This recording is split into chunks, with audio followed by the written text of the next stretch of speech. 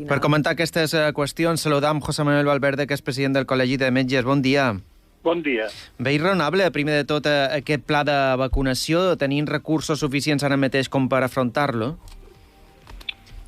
Es una pregunta un poco complicada. Efectivamente, quien debe de hacer, donde se debe desarrollar el plan de vacunación, efectivamente es en primaria. Sí. Pero no hay que olvidar que nuestra atención primaria, sabéis que yo soy un médico de atención primaria, está bastante cargada ya de otros contenidos y previsiblemente en el mes de enero, si no somos un poquito buenos en las Navidades, pues seguramente se nos cruce además con una tercera ola. Se tiene que hacer en primaria, pero probablemente sería muy interesante que en atención primaria se nos dotara de alguna manera de más personal o se nos mejorara un poquito la infraestructura para acometer la primera fase de la vacunación. Ara parlarem també d'aquest reforç de personal, perquè hi ha certa polèmica al respecte, però li volia demanar, doctor, també, els experts recomanen, i sembla lògic, vacunar primer els grups de risc, però cada vegada més hi ha experts que recomanen, per exemple, vacunar primer de tot els col·lectius que més contactes tenen. Estem parlant de treballadors i treballadores de supermercats, estem parlant també d'adolescents, per exemple, que sembla que són vectors importants de transmissió i que, més, evidentment, tenen uns hàbits i uns costums que els du a relacionar-se amb més gent. Vostè en quina línia estaria? Mira, se tiene que priorizar, evidentemente, la gente que más exposición tiene. Probablemente son los adolescentes o los posadolescentes, sí, que además normalmente son los que menos conciencia tienen de problema, pero la prioridad absoluta es el riesgo de morbilidad grave y de mortalidad. Claro. Y esa no la tienen esos grupos, ¿no? Per tant, estaria, o sigui, la línia que, diguem, ha encetat el Ministeri seria, en aquest cas, segons la seva opinió, la correcta, no? Exacte. Grups vulnerables per començar. Completament, sí. Molt bé. També li volia demanar precisament per aquest enfortiment de les plantilles, reforç, perquè el Reial Decret Llei 29/2020, que segur que coneix perfectament i que està sublevant a bona part dels metges d'aquest país, fins i tot demanen la dimissió del ministre Illa, permet a les comunitats autònomes contratar molt de professionals de manera directa, per exemple, aquells MIRs que encara no han aprovat el darrer examen, també a facultatius extracomunitaris. Volia demanar-li també la seva opinió. Mi opinión, la he dejado clara ya en varias ocasiones, es de terror absoluto frente a lo que representa un riesgo importante para la salud de nuestros pacientes. Sí. O sea, no es lo mismo una persona que tiene la formación adecuada o una persona, venga de donde venga, que ha cumplido toda una serie de requisitos y que hemos sido muy estrictos a la hora de homologar su título, que cualquier persona haga cualquier cosa independientemente de si está o no facultada para ella. Es una barbaridad. O sea, en cualquier caso, es un procedimiento de resolver un conflicto que se debería haber abordado desde hace mucho tiempo, porque ya sabíamos que había algunos profesionales donde por la jubilación o por el envejecimiento de determinados profesionales era previsible que en un plazo o que en un tiempo había que hacer un recambio, ¿no? Sí. Hacer un especialista de cualquier especialidad son 4 o 5 años, ¿vale? Y eso no se consigue de un día para otro, con lo cual las cosas hay que pensárselas con tiempo y luego no precipitarse y hacer pues apaños com el del Real Decreto, no? Clar, jo entenc els seus arguments, però també entenc que la intenció del govern és, en una situació d'emergència màxima, incorporar, diguem, personal el més aviat possible i segurament votant-se alguns dels entrebancs o dels protocols, si vol, de les condicions que teníem fins ara. Vull dir que cercar l'equilibri és complicat. Jo li demanaria on anem a cercar aquests facultatius, aquests infermers i infermeres, aquests metges, per reforçar el sistema de salut? Pues hemos dejado que se fueran muchos. Això és veritat. Por ejemplo, mantenemos un pool, ahora parece ser que se va a arreglar, de un limbo donde un montón de gente que acaba la carrera de medicina no es capaz de especializarse porque hay un embudo que representa el MIR, ¿no? Y a lo mejor pues salen 14.000 médicos cada año y hay 7.000 o 8.000 plazas de MIR, y hay un limbo donde se queda todo el mundo que no aprueba ese MIR. O sea, probablemente sea más razonable formar más especialistas que no pues coger médicos que no son especialistas o que no tienen ninguna formación. Está claro que el Real Decreto, yo lo entiendo así, y hay muchos compañeros que también lo entienden, es una medida de emergencia frente a una catástrofe o a un desastre sobrevenido, en el cual pues, nos hemos encontrado con unas carencias importantes de personal. Es una medida de último momento, pero no deja de ser muy criticable, ¿no? Por la falta de previsión y porque, entre otras cosas, desde la OMC y desde los colegios de médicos se ha ido avisando en los últimos años, y no el año pasado ni el otro, sino desde hace bastantes años, de que lo que está ocurriendo iba a ocurrir.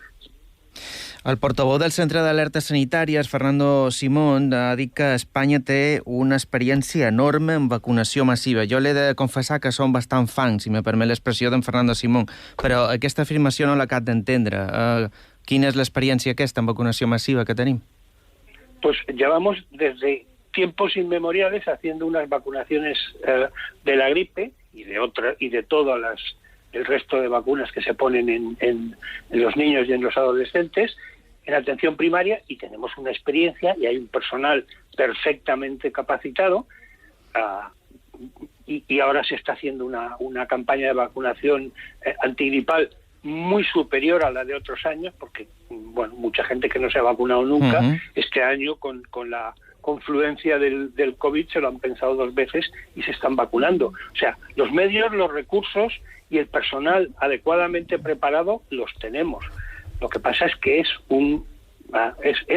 una tarea más. Però és comparable aquesta campanya del grip o les que han tingut en anys anteriors amb allò que han de fer per la Covid? Perquè, clar, parlam de dimensions diferents, no?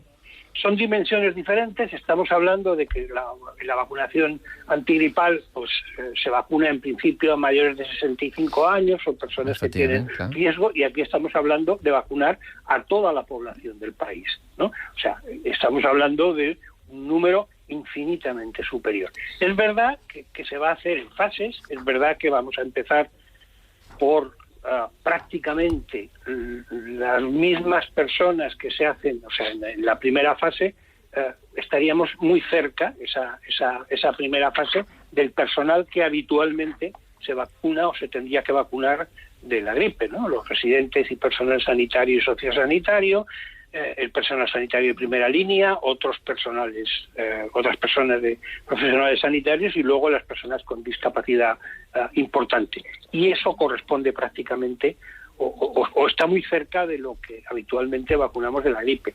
Pero luego en la segunda y en la tercera fase queda el resto de la población, y eso es un trabajo ingente, que no quiere decir que las personas, las enfermeras que lo van a llevar a cabo, no sean absolutamente capaces de hacerlo, pero en unas condiciones de sobrecarga laboral muy importante, y esa es la idea. Tiene que hacer en atención primaria, tenemos los profesionales adecuados, pero lo que no podemos es sobrecargarlos infinitamente. Ràpidament preguntes, Ferran, si vols. Sí, bon dia, senyor Valverde. Bon dia. Seria possible alliberar el personal sanitari de tasques burocràtiques, ja que no és possible inventar personal sanitari? Vostè diu, els han deixat fugir, o els han fet fugir, millor dit, perquè en les males condicions que s'han donat durant... I la llei Montoro ha estat la darrera gota, però els han fet fugir, ara no els poden fer tornar de pressa i corrents. Se poden alliberar de tasques? Se pot passar tasques als apotecaris? No ho sé, demán. Yo creo que efectivamente tenemos una carga burocrática todos importante. Se está intentando que de alguna manera esa carga burocrática se simplifique, Pero pensar, por ejemplo, que cada persona que se va a vacunar, o sea, no es solo el pinchazo, no es solo el minuto en el que se realiza el pinchacito en el brazo, es que luego hay que registrar la vacuna. Hay que poner la marca, hay que poner el lote, o sea, hay que hacer una serie de trabajos burocráticos que hay que hacerlos con el ordenador. Lo ideal sería que eso lo hiciera otra persona y que todo lo que conlleva burocracia no lo tuviera que hacer el profesional sanitario. La idea, y eso yo sé, me consta, porque en mi centro de salud se ha hecho así, que un refuerzo administrativo importante y un aumento de las tareas que puede hacer el profesional de las admisiones, los administrativos de nuestros centros de salud, nos va a ayudar infinitamente en que pues se hagan, el profesional sanitario haga solo y exclusivamente las labores sanitarias, y todo lo que no sea una labor sanitaria y lo pueda hacer otra persona, lo haga otra persona. Elena, ¿preguntas? Sí, creo que todos tenemos claro que al menos en una primera fase habrá una falta evidente de vacunas y medios, ¿no? De ahí que se tengan que hacer distintas fases. Y mi pregunta, no sé si es una obviedad, pero ¿se tiene previsto evaluar antes quién tiene anticuerpos y quién no, antes de empezar a repartir vacunas? Lo digo porque por no desperdiciar vacunas en gente que ya tiene de forma natural los anticuerpos. No. En principio, la idea es vacunar absolutamente a todo el mundo y olvidarnos del que haya pasado o no, porque sería una complicación técnica añadida. Independientemente de que haya pocas vacunas, lo que no podemos es volver otra vez a cribar a toda la población a ver quién tiene anticuerpos, porque sería, supongo, una complicación y un gasto importante. Vamos a vacunar a todo el mundo que esté dentro de los grupos y con las fases adecuadas, pero no, en principio yo no he leído en el documento del Ministerio que se vaya a proceder a ningún tipo de anticuerpos para ver si la gente lo ha pasado o no. Ya. Y para ofrecer este test sí que se han ofrecido, para hacer este test sí que se han ofrecido los farmacéuticos, ¿no? Lo digo por si una de las cuestiones es que no hay personal para hacerlo y supone una sobrecarga de la sanidad primaria. Sí, el tema del test de antígenos, que era en concreto el que se ofrecía hacer en las farmacias, el tema del test de antígenos, que hay otros países donde se hace, es un tema muy complejo. Lo primero es que si tú tienes derecho a que se te haga un test dentro de la sanidad pública, el privatizar algún aspecto a mí no me parece decente. O sea, ¿por qué vas a tener que pagar por algo a lo que tú tienes derecho dentro de la sanidad pública?